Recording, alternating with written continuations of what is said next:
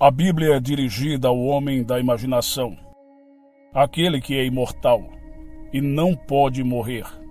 O corpo eterno do homem é a imaginação. Esse é o corpo próprio de Deus. Esse é o próprio Deus. O corpo divino, Jesus, somos seus membros. William Blake. Ted Kennedy recentemente fez um elogio ao seu irmão, no qual citou uma passagem de George Bernard Shaw. O pensamento era esse: alguns homens veem as coisas como elas são e dizem, por quê? Sonho com coisas que nunca existiram e digo, por que não? Quando você pensa em seu nascimento nesse mundo, como um ato de Deus, alguma coisa pode ser impossível para Deus? Sem saber como ou porquê, você está aqui. Você peca contra o Espírito Santo quando ousa colocar um limite no poder que o trouxe até aqui.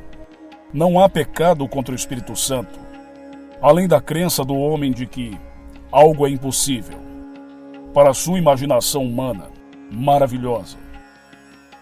Eu quero que você dê tudo de si, não colocar limites ao poder criativo de Deus, imaginar o que é inimaginável e caminhar sobre as águas, através da fé.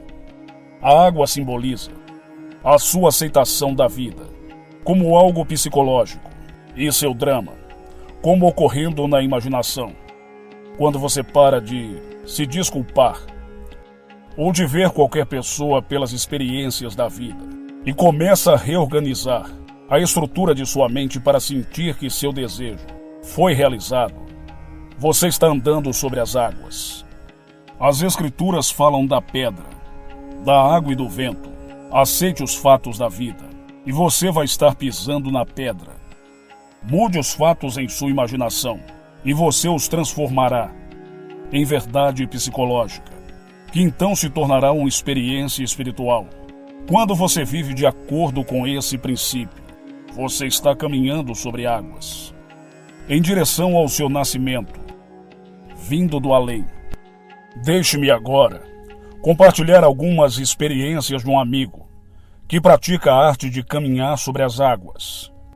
Na sua carta ele disse: há uma senhora no meu escritório que falava constantemente sobre a ausência de homens decentes e elegíveis na sua vida, alegando que eram todos ralé, segundo ela, e que não prestavam. 6 semanas atrás, enquanto voltava do trabalho para casa, revisei suas palavras. Eu ouvi-me dizer que estava namorando um homem maravilhoso e compartilhando as coisas maravilhosas que eles estavam fazendo. Recentemente, essa senhora estava tão taciturna que me lembrei de revisar suas palavras novamente. E foi o que eu fiz. Ontem ela passou 20 minutos me contando sobre o cavalheiro perfeito com quem ela está namorando. Ele deve ser fantástico, pois essa senhora agora está andando em êxtase. Então ele continuou dizendo: um associado me pediu para escrever uma resenha de notícias para um cliente. Juntei todo o material que precisaria, coloquei em uma pasta e coloquei na minha mesa, que estava cheia de trabalhos pendentes. Então, certa sexta-feira, o meu associado disse: meu cliente quer me ver na próxima segunda-feira, às 9 no seu escritório. E percebi que deveria produzir a resenha da notícia, naquele horário. Imediatamente, me sentei e imaginei que eram 17 horas. A minha revisão foi concluída, lida por meu associado e aprovada. Eu o ouvi dizer: está tudo bem. Satisfeito com aquela cena como resultado final, encontrei a pasta. Me sentei em frente à máquina e digitei 4 páginas, pois tudo fluía suavemente. Às 17 horas daquela tarde, meu associado passou no escritório, leu o relatório e disse exatamente as palavras que ouvi ele dizer, na minha imaginação: está tudo bem. Quando você realmente acreditar que a imaginação cria a realidade, você vai saber que não existe ficção. Como pode haver ficção quando imaginar está sempre criando sua realidade? Você pode ouvir algo de que não gosta, mas porque a imaginação cria a realidade, o que você ouviu foi primeiro imaginado, ou não poderia ter acontecido. Quando você revisa o evento, interrompendo a ação e reescrevendo o roteiro, você está andando sobre as águas, imaginando a realidade que deseja ouvir e fazendo-a aparecer no seu mundo. O meu amigo continuou sua carta dizendo: há certas coisas em minha vida que eu não entendo. Domingo passado, enquanto eu, minha esposa, nosso filho mais novo, estávamos plantando flores de verão, percebi que estava vivenciando, em detalhe, o que eu sonhei que ia acontecer no inverno passado. Na época eu pensei que o sonho devia ser simbólico, mas por não conhecer o simbolismo das flores, eu desisti. Agora não entendo a relação entre um sonho noturno, que não controlei, e o plantio de domingo passado, que eu controlei. Cada evento na nossa vida contém dentro de si algo além da sua experiência física. As flores simbolizam o crescimento de plantações. Durante o inverno, quando nada cresce, ele plantou sementes, que colherá não só no mundo de César, mas também no mundo do espírito, como todos nós fazemos. Então incentivo vocês a usarem a vossa imaginação e caminharem sobre as águas. Plantem as sementes do desejo no fundo da sua alma e deixe-as florescer na terra. Se você não vir a colheita imediatamente, acredite no que você fez, pois ela vai vir, quer você reconheça isso ou não. E não peque contra o Espírito Santo dizendo que algo é impossível, pois Deus é a sua maravilhosa imaginação humana, e nada é impossível de imaginar. Quando alguém lhe diz algo, embora você possa negar sua verdade ou possibilidade, você deve imaginar para compreender as suas palavras. A menos, claro, que fale em uma língua estrangeira, então tudo vai ser um disparate.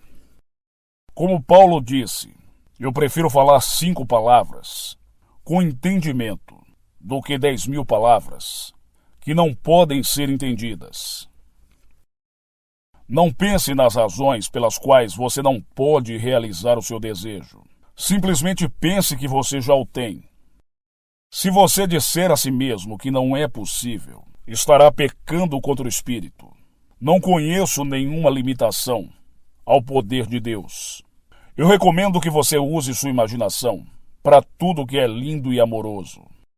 Não importa qual seja o seu desejo, a sua imaginação vai lhe dar isso, pois a imaginação humana é o corpo divino, porque você pode imaginar e eu posso imaginar.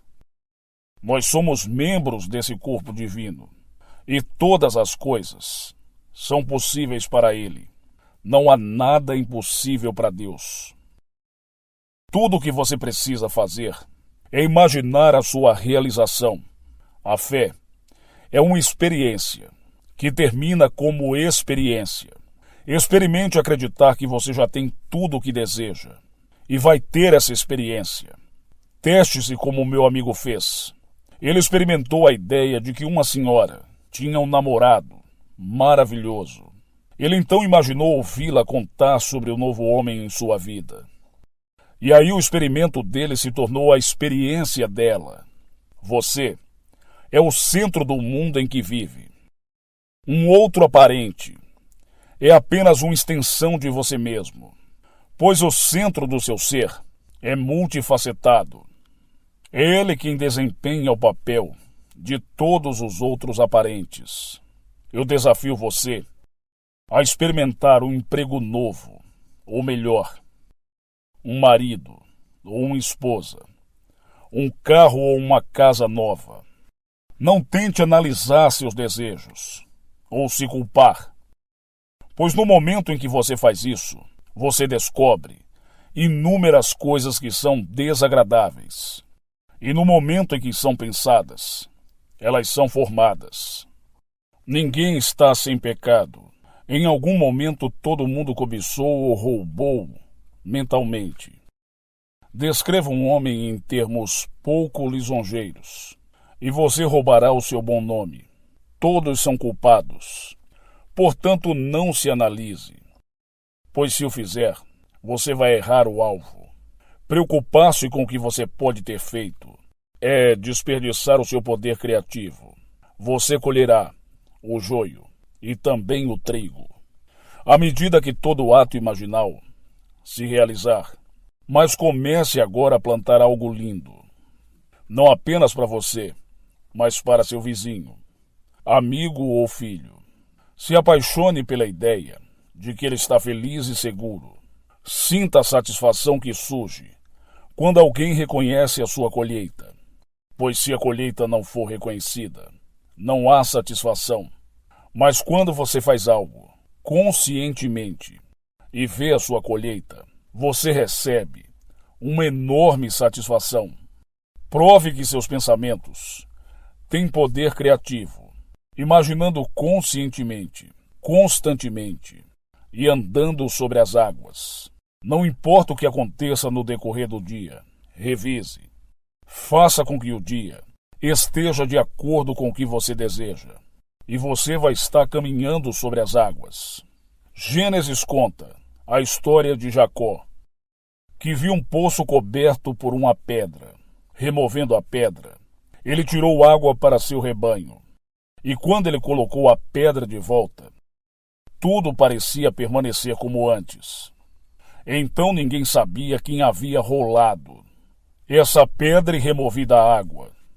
No Novo Testamento, Jesus realizou seu primeiro milagre, enchendo jarros de pedra com água e tirando o vinho.